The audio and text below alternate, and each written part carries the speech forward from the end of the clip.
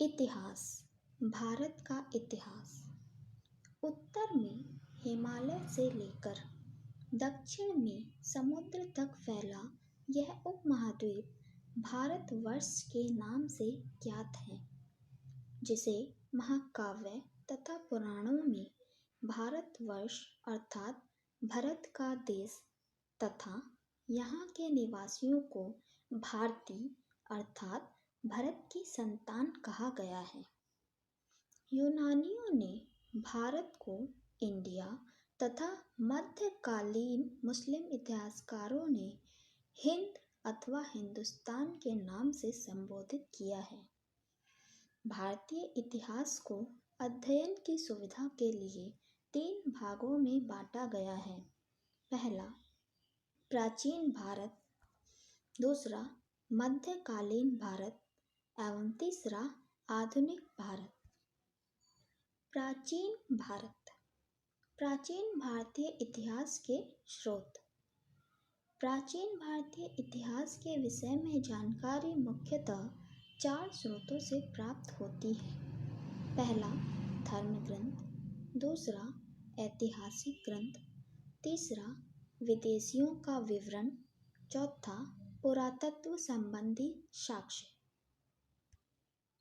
धर्म ग्रंथ एवं ऐतिहासिक ग्रंथ से मिलने वाली महत्वपूर्ण जानकारी। भारत का सर्वप्राचीन धर्म ग्रंथ वेद है, जिसके संकलनकर्ता महर्षि कृष्ण द्वैपायन वेद व्यास को माना जाता है। वेद वसुधैव कुटुंबकम का उपदेश देता है। भारतीय परंपरा वेदों को नित्य तथा अपौरुषेय मानती है। वेद 4 हैं।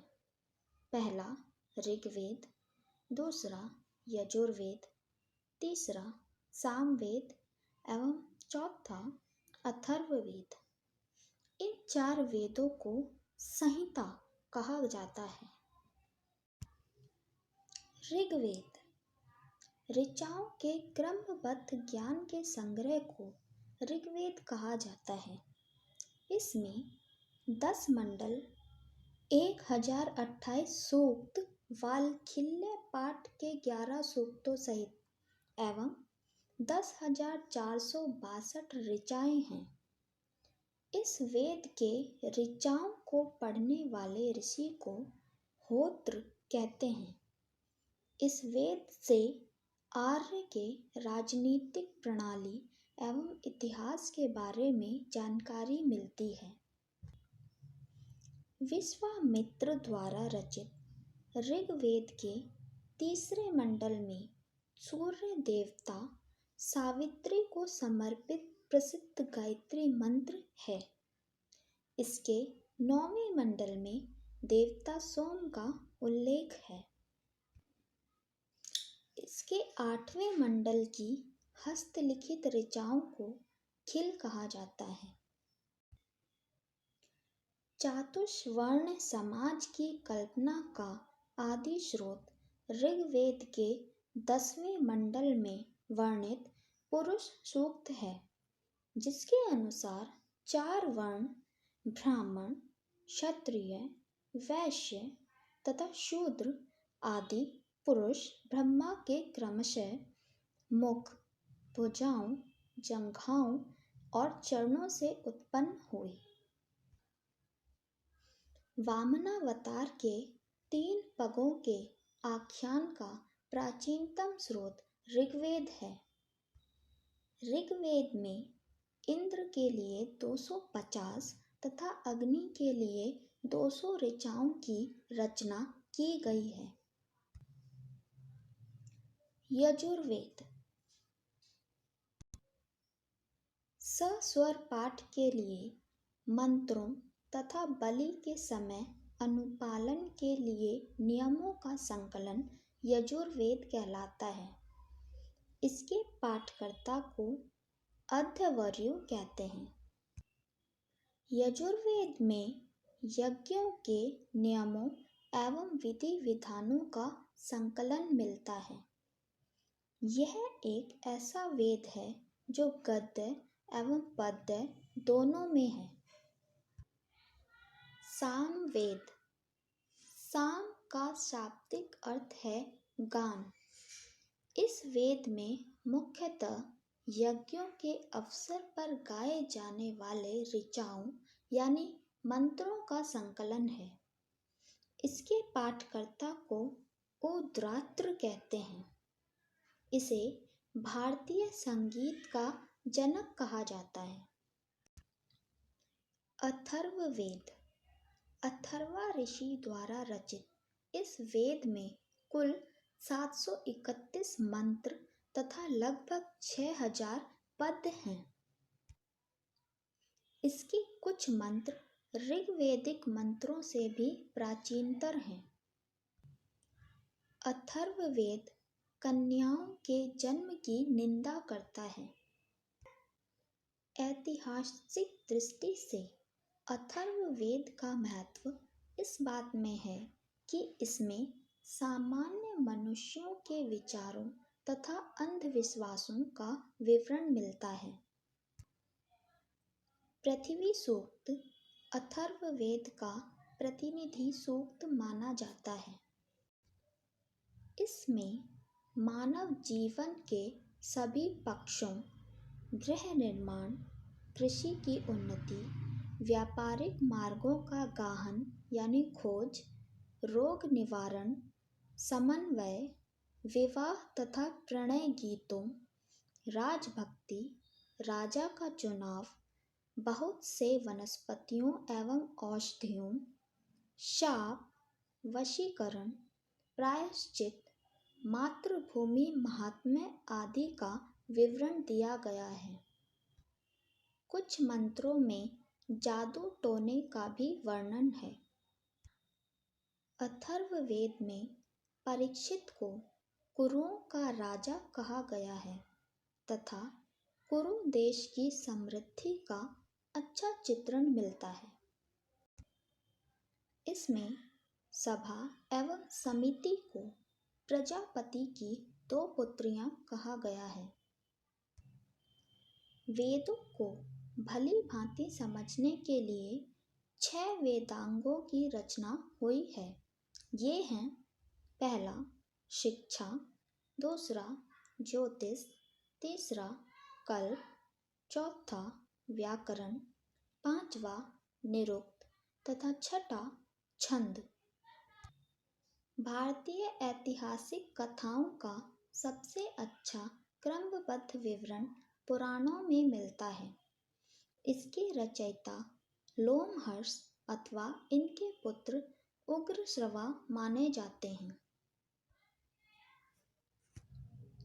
इनकी संख्या 18 है, जिनमें से केवल 5, पहला मत्स्य, दूसरा वायु, तीसरा विष्णु, चौथा ब्राह्मण एवं पांचवा भागवत में ही राजाओं की वंशावली पाई जाती है। अधिकतर पुराण सरल संस्कृत श्लोक में लिखे गए हैं। स्त्रियां तथा शूद्र जिन्हें वेद पढ़ने की अनुमति नहीं थी, वे भी पुराण सुन सकते थे। पुराणों का पाठ पुजारी मंदिरों में किया करते थे। स्त्री की सर्वाधिक गिरी हुई स्थिति मैत्रेयनी संहिता से प्राप्त होती है, जिसमें जुआ और शराब की भांति स्त्री को पुरुष का तीसरा मुख्य दोष बताया गया है।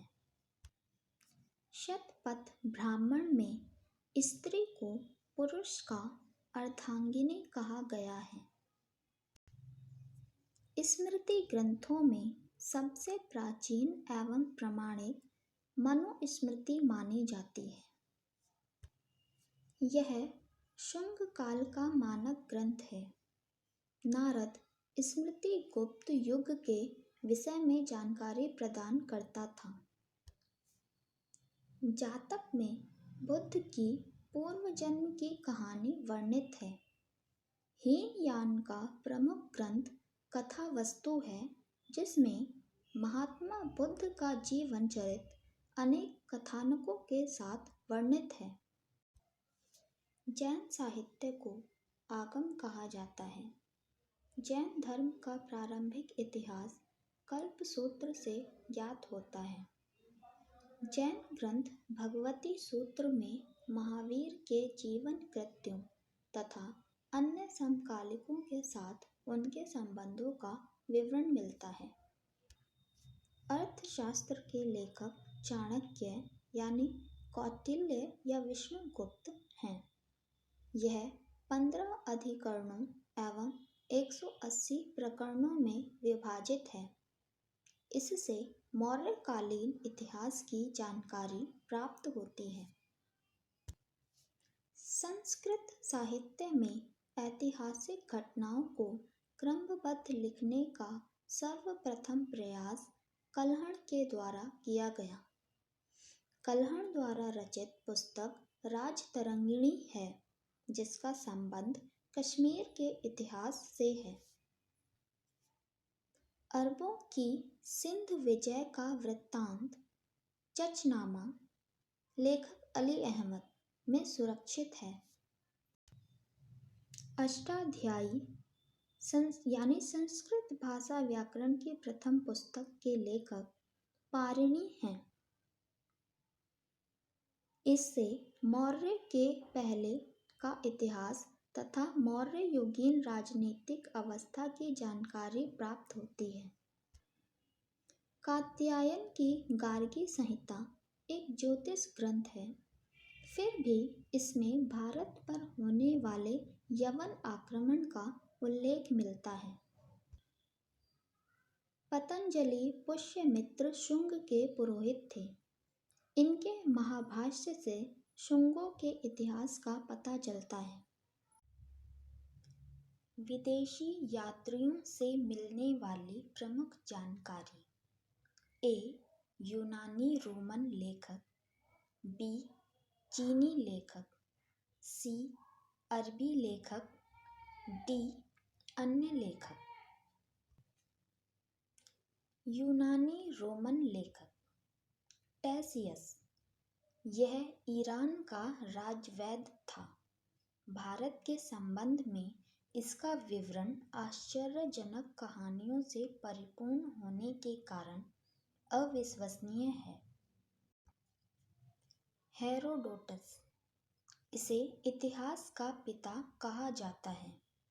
इसने अपनी पुस्तक हिस्टोरिका में 5वीं शताब्दी ईसा पूर्व के भारत फारस यानी भारत ईरान के संबंध का वर्णन किया है, परंतु इसका विवरण भी अनुश्रुतियों एवं अफवाहों पर आधारित है। सिकंदर के साथ आने वाले लेखकों में निरियाकस, आनेसिक्राटस तथा आस्टोबुलस के विवरण अधिक प्रामाणिक एवं विश्वसनीय हैं। मेगास्थनीज, यह सेल्यूकस निकेटर का राजदूत था, जो चंद्रगुप्त मौर्य के राजदरबार में आया था। इसने अपनी पुस्तक इंडिका में मौर्य युगीन समाज एवं संस्कृति के विषय में लिखा है।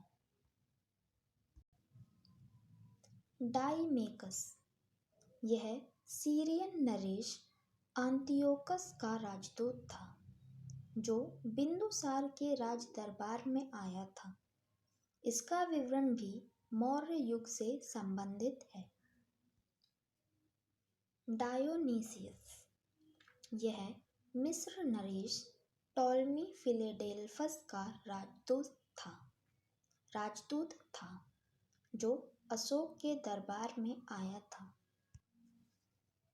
टॉलमी, इसने 2री शताब्दी में भारत का भूगोल नामक पुस्तक लिखी। प्लिनी, इसने प्रथम शताब्दी में नेचुरल हिस्ट्री नामक पुस्तक लिखी। इसमें भारतीय पशुओं, पेड़ पौधों, खनिज पदार्थों आदि के बारे में विवरण मिलता है।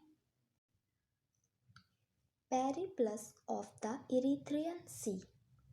इस पुस्तक के लेखक के बारे में जानकारी नहीं है।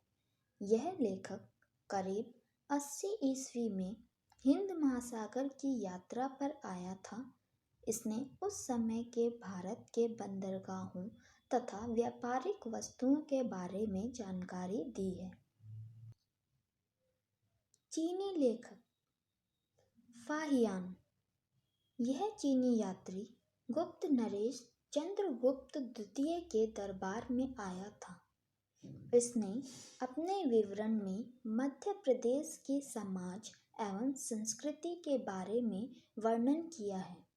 इसने मध्य प्रदेश की जनता को सुखी एवं समृद्ध बताया है। यह 14 वर्षों तक भारत में रहा। संयुगन। यह 518 ईस्वी में भारत आया। इसने अपने 3 वर्षों की यात्रा में बौद्ध धर्म की प्राप्तियां एकत्रित की। हेनसांग। यह हर्षवर्धन के शासनकाल में भारत आया था। हेनसांग 629 ईस्वी में चीन से भारतवर्ष के लिए प्रस्थान किया और लगभग 1 वर्ष की यात्रा के बाद सर्वप्रथम वह भारतीय राज्य कपिशा पहुंचा। भारत में 15 वर्षों तक ठहरकर 645 ईस्वी में चीन लौट गया। वह बिहार में नालंदा जिला स्थित नालंदा विश्वविद्यालय में अध्ययन करने तथा भारत से बौद्ध ग्रंथों को एकत्र कर ले जाने के लिए आया था। इसका भ्रमण वृत्तांत CUकी नाम से प्रसिद्ध है, जिसमें 138 देशों का विवरण मिलता है। इसने हर्षकालीन समाज, धर्म तथा राजनीति के बारे में वर्णन किया है। इसके अनुसार सिंध का राजा शूद्र था। हेनसांग ने बुद्ध की प्रतिमा के साथ साथ सूर्य और शिव की प्रतिमाओं का भी पूजन किया था। नोट: हेनसांग के अध्ययन के समय नालंदा विश्वविद्यालय के कुलपति आचार्य शीलभद्र थे। यह विश्वविद्यालय बौद्ध दर्शन के लिए प्रसिद्ध था। इत्सिंग। यह 7वीं शताब्दी के अंत में भारत आया। इसने अपने विवरण में नालंदा विश्वविद्यालय, विक्रमशिला विश्वविद्यालय तथा अपने समय के भारत का वर्णन किया है। अरबी लेखक अल-बरूनी। यह महमूद गजनवी के साथ भारत आया था। अरबी में लिखी गई उसकी कृति किताब उल हिंद या तहकीक-ए-हिंद यानी भारत की खोज आज भी इतिहासकारों के लिए एक महत्वपूर्ण स्रोत है। यह एक विस्तृत ग्रंथ है जो धर्म और दर्शन, त्योहारों, खगोल विज्ञान, कीमिया, रीति रिवाजों तथा प्रथाओं, सामाजिक जीवन, भार-तौल तथा मापन विधियों, मूर्तिकला, कानून, मापतंत्र विज्ञान आदि विषयों के आधार पर 80 अध्यायों में विभाजित है। इसमें राजपूतकालीन समाज, धर्म, रीति रिवाज, राजनीति आदि पर सुंदर प्रकाश डाला गया है। Ibn Battuta. इसके द्वारा अरबी भाषा में लिखा गया उसका यात्रा वृत्तांत, जिसे रिहला कहा जाता है, 14वीं शताब्दी में भारतीय उपमहाद्वीप के सामाजिक तथा सांस्कृतिक जीवन के विषय में बहुत ही प्रचुर तथा सबसे रोचक जानकारियां देता है। 1333 ईस्वी में दिल्ली पहुंचने पर इसकी विद्वता से प्रभावित होकर सुल्तान मोहम्मद बिन तुगलक ने उसे दिल्ली का काजी या न्यायाधीश नियुक्त किया। अन्य लेखक तारानाथ, यह एक तिब्बती लेखक था। इसने कंग्यूर तथा तंग्यूर नामक ग्रंथ की रचना की। इसने इनसे भारतीय इतिहास के बारे में जानकारी मिलती है। मार्को पोलो, यह 13वीं शताब्दी के अंत में पांड्य देश की यात्रा पर आया था। इसका विवरण पांड्य इतिहास के अध्ययन के लिए उपयोगी है। पुरातत्व संबंधी साक्ष्य से मिलने वाली जानकारी। 1400 ईसा पूर्व के अभिलेख बोगाज कोई एशिया माइनर से वैदिक देवता मित्र, वरुण, इंद्र और नासत्य यानी अश्विनी कुमार के नाम मिलते हैं। मध्य भारत में भागवत धर्म विकसित होने का प्रमाण यवन राजदूत होलियोडोरस के वेशनगर यानी विदिशा गरुड़ स्तंभ लेख से प्राप्त होता है। सर्वप्रथम भारतवर्ष का जिक्र हाथी गुम्फा अभिलेख में है। सर्वप्रथम दुर्भिक्ष का जानकारी देने वाला अभिलेख सौगोरा अभिलेख है। इस अभिलेख में संकट काल में उपयोग हेतु खाद्यान्न सुरक्षित रखने का भी उल्लेख है। सर्वप्रथम भारत पर होने वाले हूण आक्रमण की जानकारी भीतरी स्तंभ लेख से प्राप्त होती है।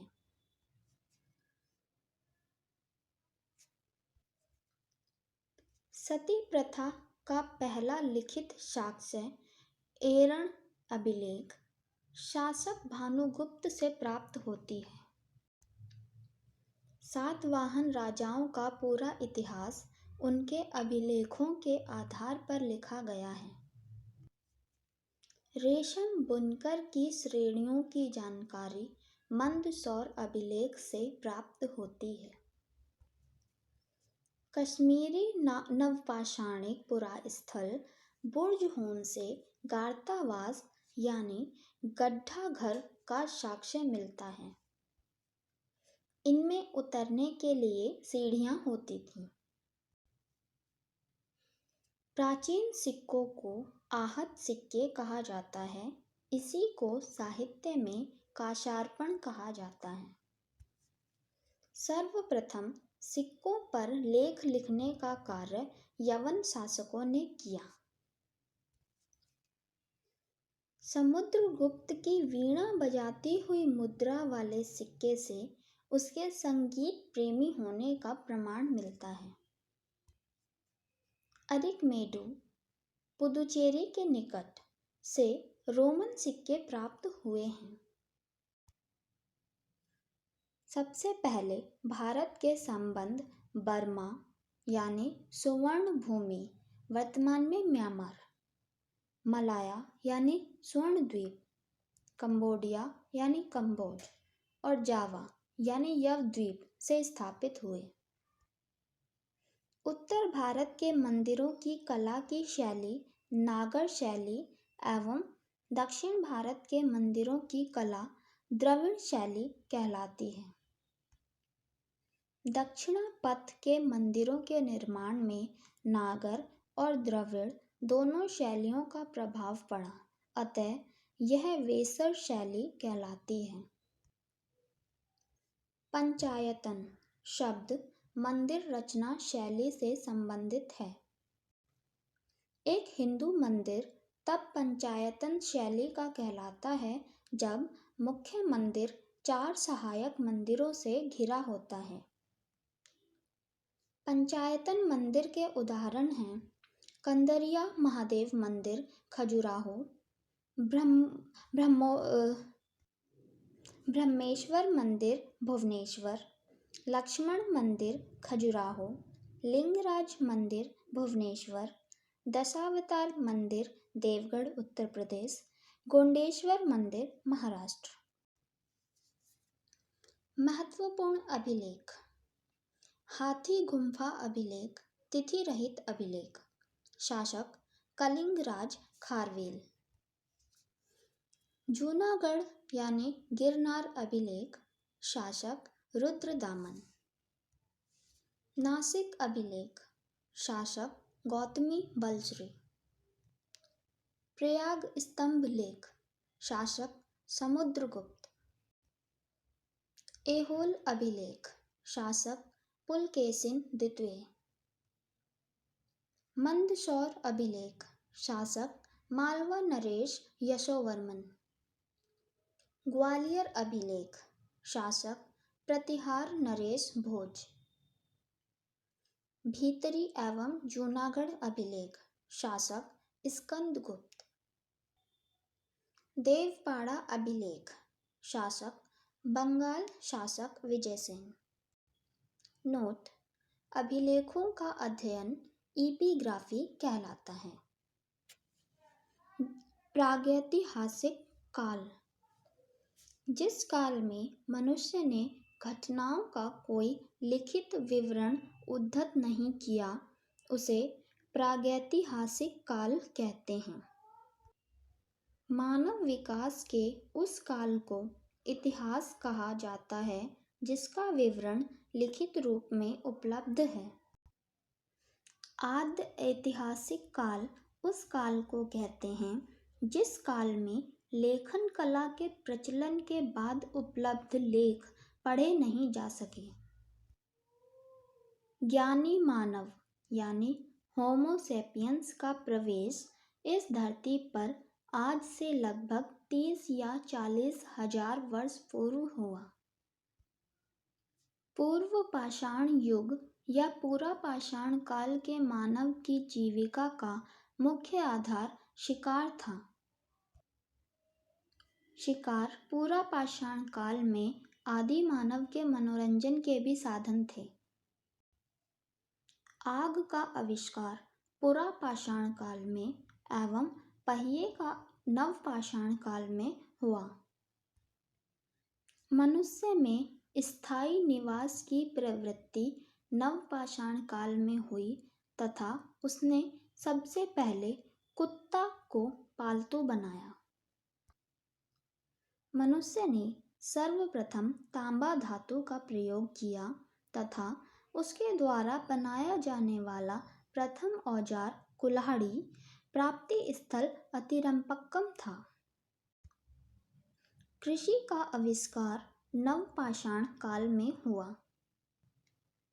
प्रागैतिहासिक अन्न उत्पादक स्थल मेहरगढ़ पश्चिमी बलूचिस्तान में अवस्थित है।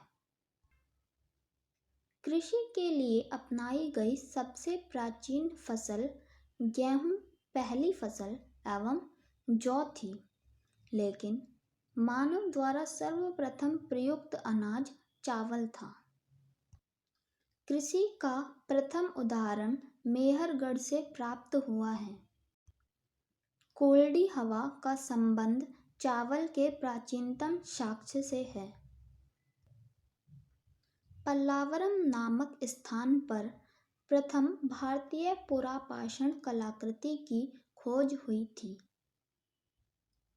भारत में पूर्व प्रस्तर युग के अधिकांश औजार स्फटिक पत्थर के बने थे। रॉबर्ट ब्रुस फुट पहले व्यक्ति थे जिन्होंने 1863 ईस्वी में भारत में पुरापाषाण कालीन औजारों की खोज की। भारत का सबसे प्राचीन नगर मोहनजोदड़ो था, सिंधी भाषा में जिसका अर्थ है मृतकों का टीला। असम का श्वेतभ्रू गिबन भारत में पाया जाने वाला एकमात्र मानवाभ कपि है। इनाम गांव ताम्रपाषाण युग की एक बड़ी बस्ती थी। इसका संबंध जौरवे संस्कृति से है। भारत में शिवालक की पहाड़ी से जीवाश्म का प्रमाण मिला है। भारत में मनुष्य संबंधी सबसे पहला प्रमाण नर्मदा घाटी में मिला है। नोट: भारतीय नागरिक सेवा के अधिकारी रिजले प्रथम व्यक्ति थे जिन्होंने प्रथम बार वैज्ञानिक आधार पर भारत की जनसंख्या का प्रजातीय विभेदीकरण किया।